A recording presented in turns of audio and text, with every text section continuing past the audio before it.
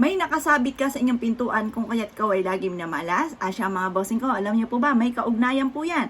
Kung bakit ikaw po ay laging walang pera, lagi may mga pagtatalo sa loob ng inyong puntahanan, lagi na lamang pong may mga bisyo na hindi maiwasan, lagi may mga pasaway na anak, sakit ng ulo, or kaya po ay ganun din ang karamdaman. Ngayon po mga bossing, ako po ay may isi-share sa inyo. Mainam na alam niyo po ito mga bossing ko upang sa ganun, mag-goodbye ka, malasan ka na. Huwag niyo po yung pagtiisan mga bossing. Ano ang mga malas sa ating pong pintuan?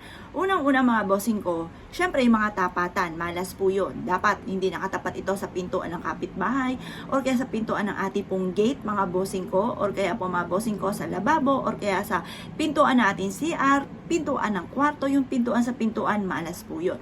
Ganun din po ang nakasabit na mga, halimbawa, mga nakasabit na sira-sira na. Halimbawa, may windshield ka. May windshield ka nga, tumutunog ito, pero ito po ay, kumbaga, baldado na, hindi na